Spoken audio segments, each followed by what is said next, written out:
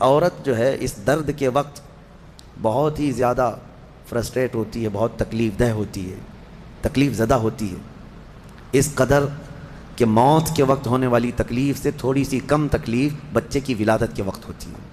ایک عورت کو یہ آسان چیز نہیں ہے، اس کی تقریباً 40 کے قریب ہڈیوں سے تو روح نکل چکی ہوتی ہے عورت کے جسم سے، جب بچے کی ولادت کا وقت قریب آتا ہے، اور وہ موت کے منہ میں جا کر کے واپس آنا یہ معمولی بات نہیں۔ اسی لیے اللہ تعالیٰ نے قرآن میں اس کا ذکر فرمایا، جب حضرت بی بی مریم کچھ جوان ہوئیں تو ایسا ہوا کہ اللہ کریم کے حکم سے جبرائیل امین علیہ السلام آئے اور آ کر کے ان سے کہا کہ میں تمہیں ایک بیٹا دینے کے لیے آیا ہوں۔ تو حضرت بی بی مریم گھبرائیں، کہا انی اعوذ بالرحمن منک ان کنت تقیا، اگر تو نیک آدمی ہے تو دور ہو جا، میں اللہ کی پناہ مانگتی ہوں تجھ سے، مجھے آج تک کوئی مرد نے چھوا تک نہیں ہے۔ تو پھر حضرت جبرائیل نے کہا انما انا رسول ربک لاہب لک غلاما زکیا، میں تو تیرے رب کا فرشتہ ہوں، تیرے رب کا قاصد ہوں، بھیجا ہوا ہوں، اور تجھے ایک بیٹا دینے کے لیے آیا ہوں۔ بی بی مریم نے پوچھا، قالت انا یکون لی غلام ولم یمسسنی بشر ولم اک بغیا، مجھے بیٹا کیسے ہو سکتا ہے، مجھے آج تک کسی مرد نے چھوا نہیں اور نہ ہی میں بدکار عورت ہوں، مجھے کیسے بیٹا ہوگا؟ قال کذالک، جبرائیل امین نے کہا ایسے ہی اللہ چاہتا ہے۔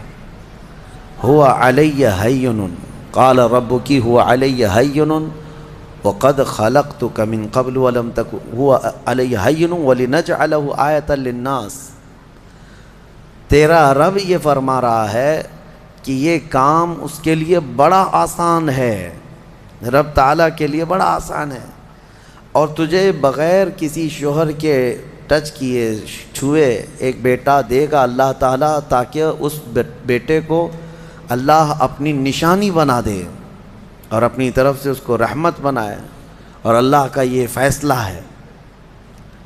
یہ بات چیت ہو رہی کس کے درمیان؟ حضرت بی بی مریم اور حضرت جبرائیل علیہ السلام۔ جبرائیل علیہ السلام اللہ کے فرشتے ہیں، فرشتوں کے اندر یہ بات پہلے سے آپ کو یاد رہے، نہ وہ فرشتے مرد ہیں نہ عورت ہیں، نہ ان کے اندر انسانی فطرت کے تقاضے جو ہوتے ہیں، شہوتیں، وہ بالکل نہیں ہوتی۔ فرشتہ گناہ کرنا تو دور کی بات، گناہ کے متعلق سوچ بھی نہیں سکتا، اللہ نے وہ چیز ہی فرشتے کے اندر نہیں رکھی۔ فرشتوں کے اندر شہوت کا مادہ ہے ہی نہیں، خواہشات نفسانیہ بالکل نہیں، نفس ان کے اندر نہیں ہے۔ جبرائیل امین علیہ السلام جب ان کا اور حضرت بی بی مریم کا جو یہ کنورسیشن ہے، اس کو قرآن پاک میں بیان فرمایا رب تعالیٰ نے۔ اب اس کے بعد اچانک ہوا یہ، فَحَمَلَتْهُ فَانْتَبَذَتْ بِهِ مَكَانًا قَصِيًّا، اچانک بی بی مریم حضرت جبرائیل امین کے پھونک مارنے سے حاملہ ہو گئی۔ صرف انہوں نے پھونک مارا، کون؟ جبرائیل امین علیہ السلام، پھونک مارا تو وہ حضرت بی بی مریم کیا ہوئیں؟ حاملہ ہو گئی۔ اور جیسی وہ حاملہ ہوئیں تو ان کو خوف ہوا کہ اب قوم کیا کہے گی، تو وہ ایک آبادی سے بہت دور چلی گئیں جہاں کوئی نہ دیکھتا ہو، اور وہ ایک گھنی باغیچے کے جو کھجوروں کے درخت وہاں پر تھے، اس باغیچے میں چلی گئیں۔ یہ ایسا نہیں ہے کہ یہ حمل 9 مہینے کا تھا، بلکہ یوں حمل ہوا اور پھر بچے کی ولادت بھی، زیادہ دن تک کا یہ عمل نہیں تھا۔ بہرحال جب حضرت بی بی مریم بچے کی ولادت کے آثار نظر آنے لگ گئے، قریب ایک باغیچے میں گئیں، وہاں کا تذکرہ بھی رب تعالیٰ فرماتا ہے، فَأَجَاءَهَا الْمَخَاضُ إِلَى جِذْعِ النَّخْلَةِ، ایک کھجور کے درخت کی جڑ کو پکڑ کر کے وہ بیٹھی رہیں، اور پھر اس کے نیچے سے وہاں سے آواز دینے لگی اپنے رب کو کہ مولا میری حفاظت فرما۔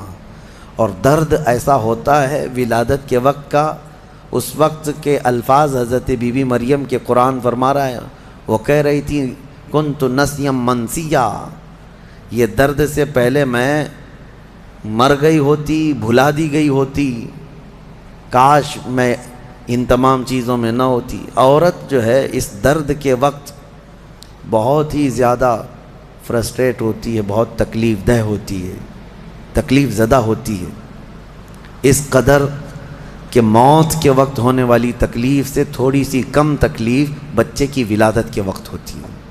ایک عورت کو یہ آسان چیز نہیں ہے، اس کی تقریباً 40 کے قریب ہڈیوں سے تو روح نکل چکی ہوتی ہے۔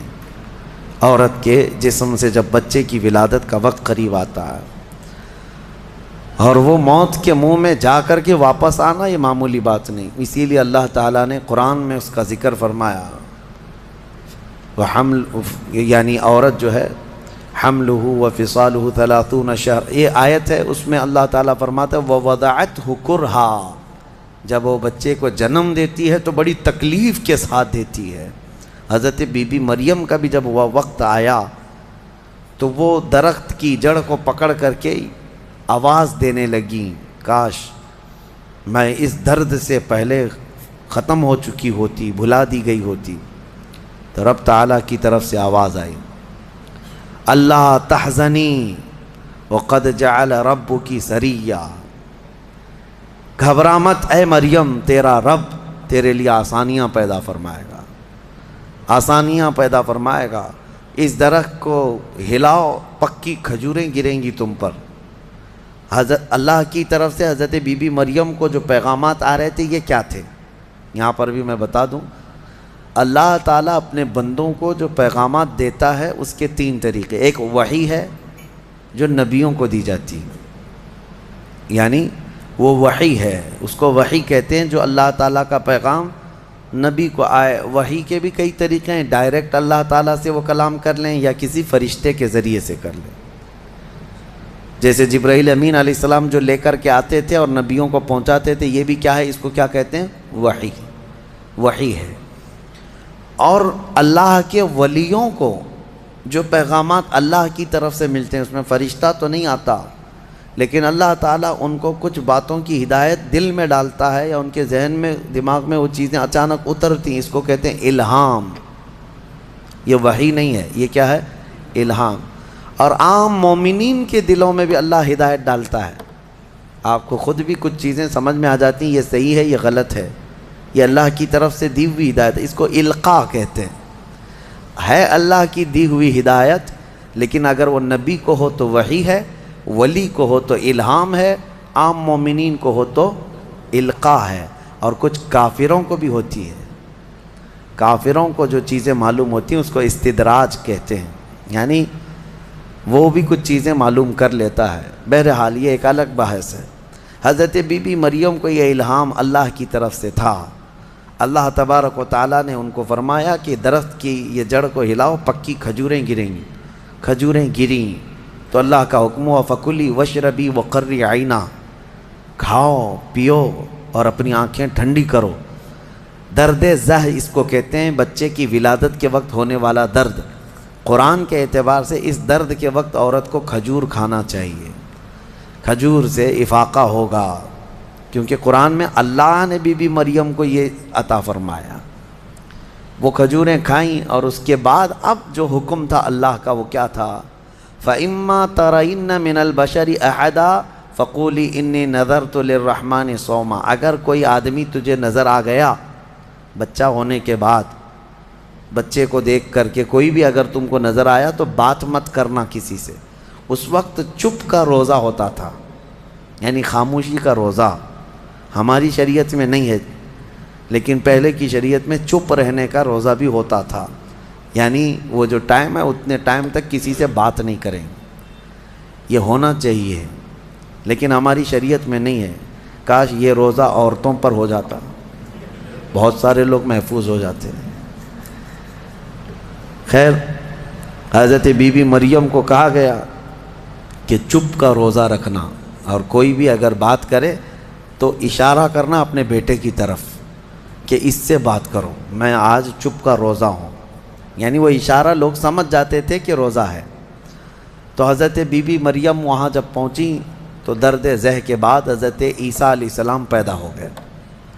وہ ایک پتھر پر جلوہ بار ہوئے، اور جیسے ہی پیدا ہوئے حضرت عیسیٰ علیہ السلام وہ پاک صاف تھے، کوئی دایا نہیں، کوئی نرس نہیں، کوئی نرسنگ ہوم نہیں. یہ اللہ تعالیٰ کی قدرت تھی. ایک صحیح سلامت بیٹا، اور وہ بھی اللہ کی نشانی بنانی تھی بغیر باپ کے. حضرت عیسیٰ علیہ السلام پیدا ہوئے اور حضرت بی بی مریم اپنے بیٹے کو اٹھائیں اور لے کر کے چل پڑیں ایک ہی دن میں، جس کو کہتے ہیں زچہ عورت، یعنی جس کا بچہ ہوا ہوتا ہے وہ عورت کمزور ہو جاتی ہے. لیکن حضرت بی بی مریم اپنے بیٹے کو اٹھائیں اور چل پڑیں. جیسے ہی وہ بستی کی طرف آنے لگی، ان کی گود میں بچہ تھا. لوگوں کی نظر پڑ گئی، کوئی ادھر ادھر چیمی گوئیاں شروع ہو گئیں، باتیں کانا پوسی.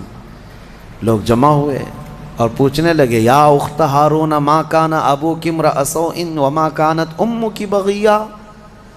اے مریم، تو تو بڑی پاک خاتون ہے.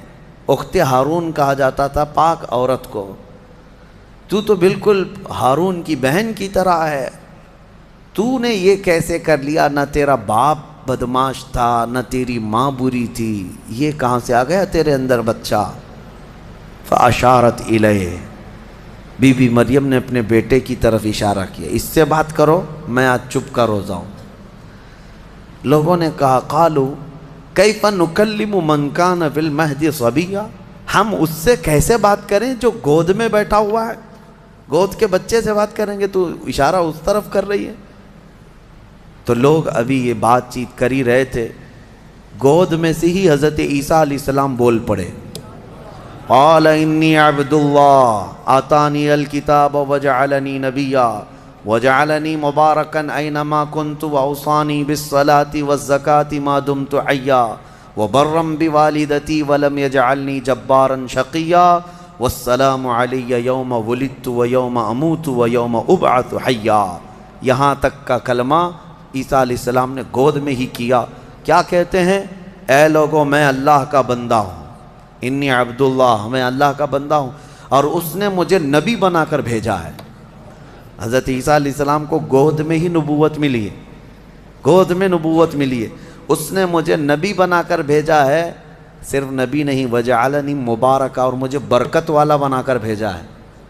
اور پھر مجھے اللہ نے یہ حکم دیا ہے میں جہاں کہیں پر بھی رہوں نماز قائم کروں، زکوٰۃ دیتا رہوں. جب تک میں زندہ رہوں نماز قائم کرتا رہوں اور زکوٰۃ دیتا رہوں، ان کی امت کی اور ان کی شریعت کی جو نماز رہی. اور پھر اللہ نے مجھے حکم دیا ہے کہ میں میری ماں کا فرما بردار رہوں اور اس کا نافرمان نہ رہوں. اور پھر آخری والا جملہ تو بہت امپورٹنٹ ہے ہم سنیوں کے لیے، جو عیسیٰ علیہ السلام نے کیا. عیسیٰ علیہ السلام کی ولادت کا دن، جیسے کہ آج پوری دنیا میں کرسچن بھی مناتے ہیں 25 دسمبر کو، کرسمس جو مناتے ہیں، الگ الگ روایتیں واللہ عالم جو بھی ان کی پیدائش کا دن رہا. لیکن عیسیٰ علیہ السلام کا یہ جملہ بڑا امپورٹنٹ ہے. آخر میں اپنی گود میں انہوں نے کیا کہا؟ والسلام علی یوم ولدت ویوم اموت ویوم ابعث حیا. کہتے ہیں مجھ پر اللہ کی سلامتی ہو جس دن میں پیدا ہوا، جس دن میں پیدا ہوا، اور جس دن میں انتقال کروں گا، اور جس دن میں اٹھایا جاؤں گا، وہ سب ان سب دنوں پر اللہ کی سلامتی ہو. عیسیٰ علیہ السلام جس دن پیدا ہوئے وہ سلامتی والا دن ہے، تو 12 ربیع الاول کیوں نہ سلامتی والا دن؟ میرے آقا صلی اللہ علیہ وسلم جس دن پیدا ہوئے کیا وہ سلامتی والا دن نہیں ہے؟ اور ایک نبی خود اپنی ولادت کے دن سلام بھیج رہے ہیں، اور یہاں کروڑوں امتی اپنے نبی کے پیدائش کے دن سلامتی بھیجیں، تو یقیناً یہ قرآن کے حکم کے مطابق ہے. بہرحال یہاں تک بات ہوئی. اب چپ ہو جانا چاہیے. بچے کی زبان سے جب یہ باتیں سن لی، یہ معجزہ نہیں تو اور کیا ہے؟ اس کے بعد عیسیٰ علیہ السلام ایسا نہیں کہ گود میں ہی بولتے تھے، بس اتنا بولے اور خاموش ہو گئے. پھر جب بولنے کی عمر آئی بچوں کی، تب آپ پھر بولنے لگے.